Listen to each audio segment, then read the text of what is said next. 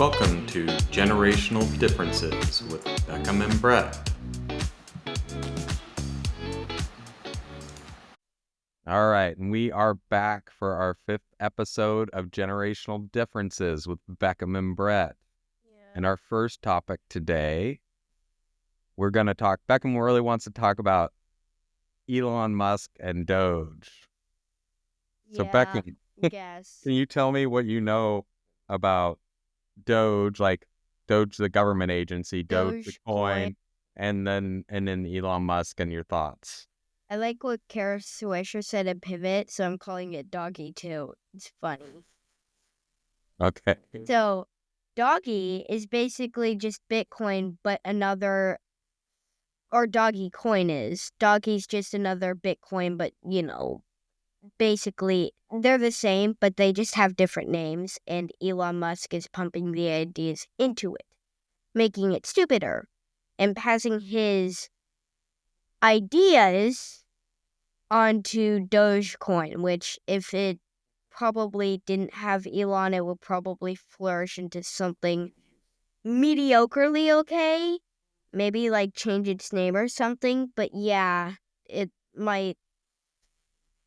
Yeah, so Elon Musk is just making Doggy worse than it already is. Coin or the government? Coin and the government. Okay, simultaneously. I don't know how he does it. So Dogecoin is actually created. You're partially right, because Dogecoin was created to mock. It was the first meme coin, and it was actually. Yeah. You're right. It was created to mock. To some extent, you were right. It was created to mock Bitcoin, because the creator just felt like it was so ridiculous that he and then it actually meme. blew up. He's like, fine, I'm going to create my own currency. Look how easy this is, and I'm going to make a meme coin. And then meme coins were born. And then it actually became popular. Yeah. And then he was like, no, this defeats the entire purpose of what I mean. Yeah, so... He starts acting all mad for But yeah, then Elon Musk a couple years back... took over it? He didn't take over it. He started just... pumping ideas. He pumps it. It does, so he'll do... And I don't know if he's actually got any money invested in Dogecoin or anything like that, but he'll pump it. He was pumping it on Twitter. He'd pump it like he would... Yeah. He basically be the influencer he is, and basically sponsorship that again and again and again. But it's been, with him, it's kind of been a running joke, and then now he decided to take that running joke and turn it into the last 4 years and turn it into a government agency. So an idea turned it into a government agency. Don't know how they passed that bill.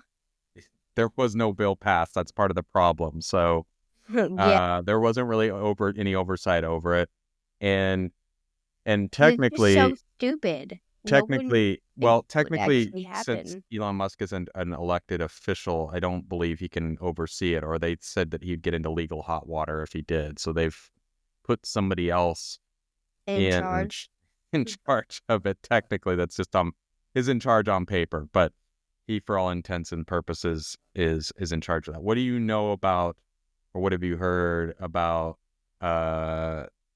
Doge, the government agency, and what it's been doing? Doggy and Dogecoin.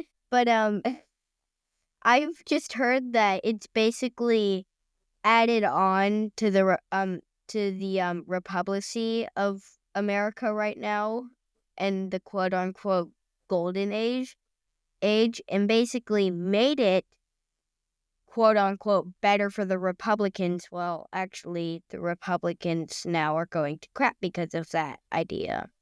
And they do not notice it, but some do. Some Republicans notice that they've done something wrong, and they're like, crap, I made an idea of electing some blonde, orange-haired freak of nature. Yeah. So some people that's been molded by that, like by another, like corporately genius, non-genius man. Yeah. So I'm trying to be unbiased here, because I don't like to be that way, but We're in the middle. Democracy You side. are not in the middle. That was not an in the middle statement. Dad's in the middle. Don't even. That's not even an in Dad's the in the middle middle. statement. Dad is You're in the just- middle. No, I'm it's not. not. No, it's not. It's not at all in the middle. That's actually like you were not very nice No, but talking about our it's kind president. of stating the hard obvious. No, well, it's not. You can attack. You should attack somebody's policies. You should attack their they've got bad policies. If they have, He's gonna see this, and they're Dad. not, and you feel like they're not doing a great job of running the country, don't attack how they look. Attack what they're doing, and attack the programs that they are cutting. Attack their incompetency, like on the national stage. Do things like that. Point to like real world issues, but like attacking somebody's looks doesn't ever really. That's kind of like just a below the belt attack. It's not. It doesn't. It's not a good look. Let's But- say you can continue speaking. I was just Okay. gonna say something. What's that? Imagine the terrible two find out about this. They're gonna eat us alive. Well, maybe it doesn't matter. They're gonna eat us alive. But anyway, yeah, I think the point that you were trying to get at is that people that elected Trump and people that elected Trump, I don't know if they knew that Elon was going to be part of the package deal, or maybe they did and they didn't care. But to that now point, it's a really big thing. but at that point, Doge is cutting. So because they've locked up a lot of public funding and things like that, there's government programs that people in red states and people that voted for Trump rely on, and those programs are now going unfunded, and people are being laid off, and you know, and stuff that maybe those people didn't even realize were funded by the government are now realizing that it's funded by the government. And to that point, that you and I, I was talking to my friend earlier this week. I was hoping I could get him on the show one of these times. He said he will come on probably in a couple of weeks, but works for the Forest Service and was impacted by this, and was actually talking about how the whole Forest Service was kind of thrown into hot disarray. water. Not even hot water, just disarray. Like nobody can get anything done because they all thought that the OPM Can I say something? email was a spam. They all thought it was spam email because it wasn't written like something you would receive that came down from up top, in the Forest Service. They're all like, is this a joke? Is this spam? Is somebody messing with us? Like, who's effing with us right now? This is a joke, right? No. And let me just say, everybody who voted for Trump, well, not everybody, but a lot of them weren't just standing in hot water. They were standing in a geyser that was about to explode violently. How you feel? Yeah. Yeah, I mean, I don't think there's probably a lot of people out there that didn't understand to what extent that Trump would give Elon Musk control of trying to cut funding in the government, and then what the downstream effects are. And I don't think, the government's not quick to make the government's not quick to move on things. So like when you send out emails and stuff like that, or you lay people off, going back and trying to backfill all those roles after you realize that they're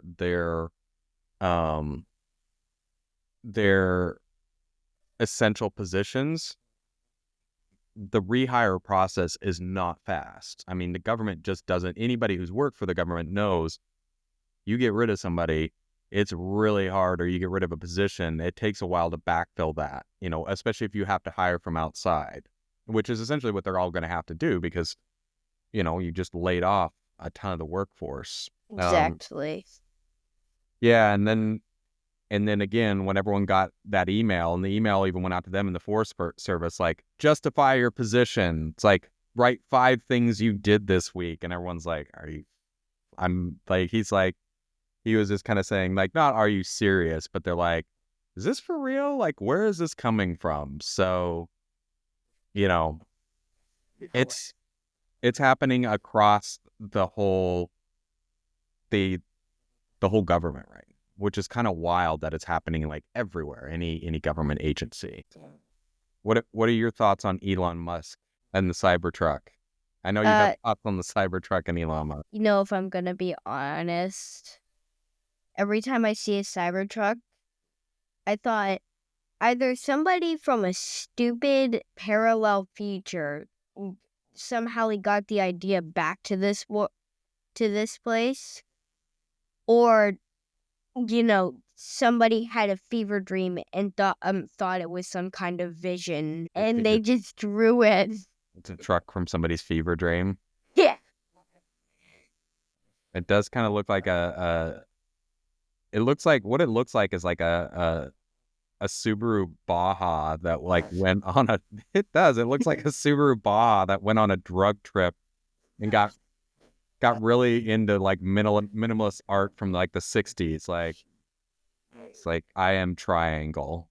I am become triangle. It's like not even triangle, quadrangle. Something. Yeah, it's like ridiculous. I will admit, when I saw when he was pushing it on his website, I was like, oh, that's kind of a cool looking truck. I thought it was cool looking when I saw the pictures of it, the pre-order stuff, and then I saw it in real life, and I was like, oh, that's trash can, giant no. I was like, giant spiky dumpster. I think the side profile, it looks all right, but then you look at it from like head on, like some other angles, or even like a side angle, you're like, oh, that is not great. That's not a great look. It does. It looks like it was designed by like a 5-year-old, or like somebody took their Pinewood Derby car. They're like, I'm pretty sure I had a Pinewood Derby car from when I was a Boy Scout that had that exact same look, like the weird wedge, like stupid wedge look. I'm like, I'm gonna take my Pinewood Derby car and turn it into a real car. Yes, it's true. It's goofy. Yeah, no, I don't know. What are your thoughts on So what are your thoughts on Elon Musk these days? Well, first of all, to do the Cybertruck part. Oh yeah, you didn't really tell me much about Cybertruck. No, the truckie. I would say that you had a very good interpretation of when you said I am triangle, 1, and 2. I would feel that I would be safe in that car for the plating and the quote-unquote bulletproof glass on it.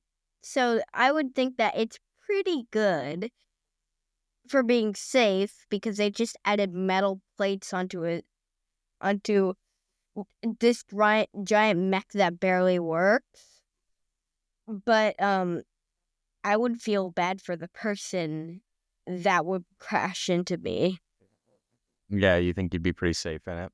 Yeah. 1, they'd be maybe spiked to death or like cut to death by its edges, or they look at or they have to touch it full on body and they immediately die of embarrassment for how bad it looks. Yeah, I don't know. It just looks like a DeLorean that did too much acid in the 60s or something. God, stop it. I'm serious. It's like a DeLorean on a bad drug trip or something. Yeah, and then Elon Musk, like, I don't know. I'm trying to figure out what he's doing because he's pretty much gotten everyone to hate him. He's like the world's biggest troll, right? Like, seriously. He is. I mean, I'm pretty sure, like, it seems like right now he's like, oh, I'm going to go in and mess with everybody, right? And so, like leading up to the election, he's like saying all these like racist tropes and like then doing like the Sig Heil like hand sign, and of course it's easy to get all the Democrats and left people like pissed off. Like all you have to do is like insinuate something or even do something, and like everyone's like, oh, you are the worst. But then like then he gets into power, and he gets a little bit of power, and he's like, now I'm going to go to all the red states, and I'm going to cut all of their public funding for all the programs that they rely on, and I'm going to have them hate me too.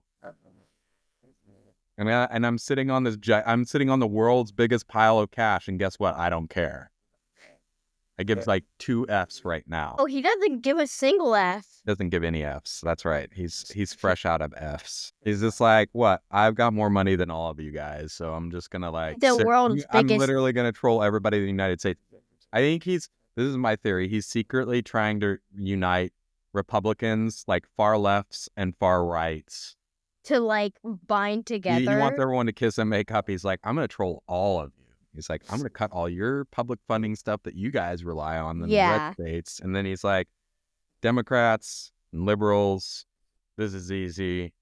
I'm just gonna say some stuff that's like straight up racist or faintly racist, and then you guys are all gonna hate me too and stop buying my cars. Or better yet, did you know people have actually been taking like the Tesla sign off of their Teslas and putting like Hondas and Mazdas, like Honda or like Toyota, and putting those on their Teslas so that people don't hate them? They're making their Teslas look like Toyotas now because they don't want people to like clown them or key their car. What does keying cars mean? When a car had car keys, people used to take their keys and scratch down the side of a car. They didn't like money. I hate that. It was a pretty common thing for like a girlfriend that had like a cheating boyfriend. She would just like scratch it into the side of his car that he was a terrible person after she found out. Yeah, I feel that like I think it's probably still a thing, actually. Yeah, actually, that's if he really likes his car. I think that Elon Musk, if you ever see him, I don't think I'll ever see Elon Musk. Amen, brother. That's all I gotta say. Yeah, I'll never. I don't see a situation where I'm gonna ever see him. But Amen. Yeah. All right. So I think that's probably the end of our first segment here.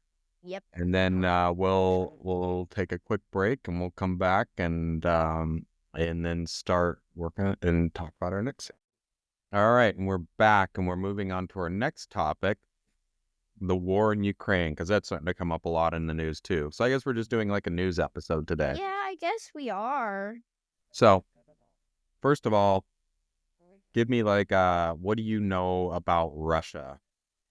Russia's this giant state with a corrupt president that has somehow inserted itself back into it being in the presidency for over, I think, what is it, 5th or 4th time or whatever? Wow. Oh, you mean so Putin, rather than being elected, he's been elected like 5 times, you're saying? Yeah, and and over in America here, we're only supposed to be having a president elected twice if they can even go that far. That's the thing. That's correct. Yeah. It's historically there are some instances where a president has served more than 2 terms, but yeah, most presidents only serve 2 terms. It's called the term limit. And so yeah, that's what I'm saying. Yes. Yeah. So very good. Yeah. Putin has been elected. Yeah. I don't know how many times. I think there was Mikhail Gorbachev, and then after that was Boris Yeltsin, I think, was elected. And then I believe the next president was Vladimir Putin. And then Putin has not, like, the talking points that here in America 100% are that it's a rigged election. And he does put any of his political, like anybody who opposes him politically either winds up in a gulag or gets killed or is poisoned, usually, or dies Gets killed. That's the best way to put it. Dies under mysterious circumstances. Mysterious. Yeah, I think one of their favorites is using polonium-10 or something like that. It's a radioactive element. So No, I heard that's the only way to kill, I forgot what's his name from Halloween, like the movie. Michael Myers. Yeah, Michael Myers. I heard that he regenerates from like stem cells and stuff. So like the only way to kill it all his bone marrow and stuff is to use radiation up first on him and then just kill him the normal. Good to know. So what else? That's a scientific route. What else do you know about Russia other than that they have you believe they have corrupt elections, which they are, but yeah. Russia hates rebellions from their country. Yeah, they really hate rebellions. Mm-hmm. Yeah. Yep. Normally they just make an alliance with that country so that they wouldn't need to fight it. They'd just be different and they'd have different rules and different presidents. But that's not the case with Russia. They're trying to overtake it and just kill them all. Oh, you talking about the Ukraine war? Yeah, so they have been trying to move back in, like they've been slowly trying to retake land that's been Ukraine's over the last, I think the first time was under Obama, and they took a little bit of land then, and then they stopped. Obama. And then they stopped when Trump was in, and then during Biden's administration, they again started their invasion. Yeah. I think it was Crimea was back when Obama, but yes, they're trying to take over the country. And I guess what do you know? I've heard from many tales that the Ukrainians are fighting back well, but they're being outnumbered slowly. But with the help from other countries, they're slowly fighting back Russia. So they're kind of fighting against it. They're outnumbered, but they have better weapons from neighboring countries. Not neighboring, like the U.S., but not much anymore since. Yeah, you're right. There's been a lot of backing from the European countries and from NATO countries, and then the U.S. under the Biden administration was a big backer, and more recently today there was like a big dust up actually at the Oval Office either yesterday or today where do you know who the president of Ukraine is? No. Can you guess? Can you guess one of the names that you've heard a lot around that? No. Starts with a Z. I was thinking it was Zahir. You were thinking it was what? Zahir. Yeah. Zelensky? It's Zelensky. Oh, I didn't know that his name was Zelensky. I was thinking Zahir, but it was close-ish. Yeah, so Zelensky was meeting with the president and the vice president, and talks really went sideways. Part of that was because there's people within Trump's administration that were questioning whether Russia actually started the war, which Russia absolutely did start the war, but they were wavering on whether that was actual fact, and it is fact. But so I think, no, they're not even technically. No, they're not even doing it. They're just covering themselves for being biased. That's really all. Who? The Trump administration. They're questioning who really started the war, and we all know it's Ukraine. It's not Ukraine, Russia. But since they're biased about Russia and Ukraine, they think that Russia did not start the war to cover themselves. I would like to the hopeful part of me would say that they're not sympathizing with Russia. The hopeful part of me is the one thing about Trump is he's not a career politician. No, he's an actor. He's a businessman, and well, technically a businessman, but businessman that more recently was a TV personality or / actor, right? So yeah, like something from iCarly. right, but he fills his cabinet with people that aren't like he does have some people like Marco Rubio and folks like that are career politicians, but he has a lot of businessmen and TV personalities. And the problem is with a lot of those folks is that they don't. Well, you and I have had this talk. Words matter, right? Yeah. Like what you say matters. And 100%, like people who are in politics, they have curated messages. They actually have people who write speeches for them, and they get coached, especially in a lot of these diplomatic situations. They're going to coach them on things that they should say, things that they shouldn't say, things that are like culturally sensitive, things that you wouldn't say. I just remember this one episode in Gravity Falls that you're actually saying the exact thing, but with a twist of where the great uncle wears a tie that so his nephews can like mind control him, and basically so that he wouldn't say stuff that like basically is either narcissistic, heady, or just downright weird and bad, since he's kind of a criminal, but whatever.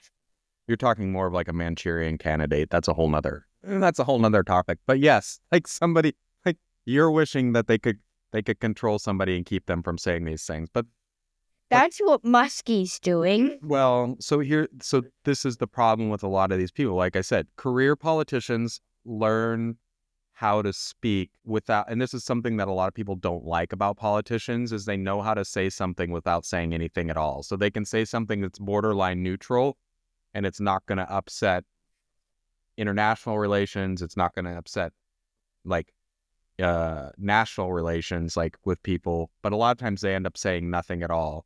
Unfortunately, a lot of the people that Trump has brought into his cabinet don't understand that the words that they go out and say on television programs and a lot of other places, that it matters. So when you go on Fox News and you say, well, I don't know if Russia actually did start the war, and that may be his personal opinion, but what he doesn't understand is that he's not on a podcast anymore, like stating his personal opinion about the war.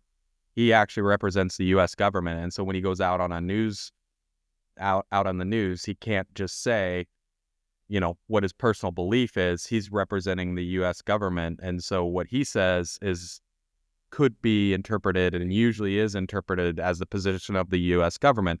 And then people who are actually government officials have to scramble and figure out how they're going to wordsmith and try and back that person, but at the same time try and distance themselves from that and say like, well, we know that Russia did actually start the war, but was Russia justified in her like whatever nonsense BS that they have to try to spin to actually support somebody in Russia in the president's cabinet to show favor? Does that make sense? Yeah. Yeah. So that's kind of like the sticky situation that's going on there with the war right now, is that we have a new administration in here with a whole bunch of new folks, and a lot of these folks have not held government elected positions before, and they're saying things. Well, they're learning that words matter. I don't know if they're actually learning, but everybody else is learning that words and what you say when you're on Fox News or you're on CNN or when you're anywhere else, people are listening and they're interpreting that as, potentially Trump's position on the situation and potentially the U.S. government's situation on it. Yeah. The EU really have a good idea of what it is. I admire your wisdom. Stop. No. That's goofy. Don't be weird. Sorry. It's just because you're my dad. Yeah, so I think that's... Do you have any questions on and I don't know much about the war recently. I haven't really been keeping up on it, like where boundaries are at, or Yeah. I do know that the aid has been cut to them, and right now there's a mineral deal that the U.S. is trying to negotiate with Zelensky Like and what? Ukraine. Uranium or something? I don't know what minerals they want, but yeah, we basically are going to trade minerals for providing more weapons for them to Oh. fight their war. That's the Yeah. current state of that. Mm-hmm. All right, and with that, it feels like a good wrap on the session. Do you have any Yeah. other finishing thoughts on this session? Nope, but I just want to say something. Okay. America could be great again. You know if what? we try one bit. If we what? America if could be great again if we try even the smallest amount. It might fix it a little bit, maybe enough to create a domino effect of good causes. But that's being hopeful, my friends. Yeah, I think what you're trying to say. Yes, I think America could be great again if people start being kind to each other. If you stop paying attention to what people's political positions are and just start treating them like people again, I think Yeah. I think you're right. I think we can make America great again. Yeah. Right. Being kind to people. That's the best policy. All right. Yep. With that, I think we'll take a break. I think this may be our final session. We're going to do a final session. Like, we had 2 good, fairly long sessions. Yep. This feels like a good stopping point for this episode. So with that said, Yeah. we'll see everybody next week. Which, Beckham, yeah. any final thoughts? Any winners or losers this week that you want to talk about? Losing is losing a kite that we lost today in memoriam. Yeah, we had 2 kites out there. We almost lost the second one too. Yeah, we yeah, did. We did almost lose Yeah, it. the winds were so high it actually snapped the sticks. So Yeah. yes, that kite did lose. What's your winner? The winner of today is that I got to run around on the beach at Leasley and have a good time while you were cold. I was cold. And I was told you. whining. I was whining. I was like, "Are we done with this yet? I'm cold. I want to get back in the car and get home." I was like, come on. They're like, "No, I we just don't want to sit out here with my feet in the sand." I was like, "I don't. It's windy and cold, and I'm cold." Just run around and you'll be better. Mm, I told you. I got bad knees. Walk around. My knee's blown. Do karate chops if I'm not you gonna do need karate to. chops. Let's see. My winners and losers this week. I'm gonna have to say that the loser this week is definitely Tesla and the Cybertruck. Man, everyone is really hating on that. I think I the know. nail in the coffin on that one was when I saw all the pictures of people pulling the Tesla emblems off and putting like Toyota and Mazda and everything else on. Are they doing that on Instagram? It wasn't Instagram. It was a news story, and I was like, oh, I remember when it was like a badge of honor for people. They're like, yeah, I'm driving an electric car, and now everyone's like ripping them off. Yeah.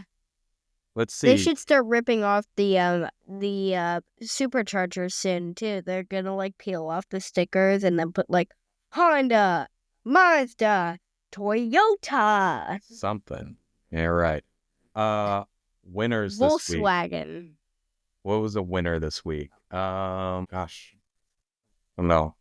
Really? You've had that bad of a day? I know. That bad of a day. I put myself on the spot, actually. I put myself on the spot. Winner this week is honestly, it's been the weather here in the Bay Area. We had rain for so much. It was so much of the time, but it was like 70 degrees. Like, you were wearing shorts. So yeah, I was running around. Yeah. I don't know that you can call the weather in California a winner, like, but it's finicky. But the Bay Area is winning right now with its good weather. We're finally back.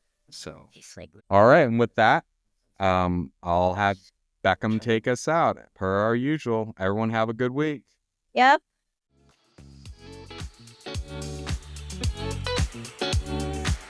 Today's show was produced by Beckham and Brett. You can find us on YouTube and Spotify.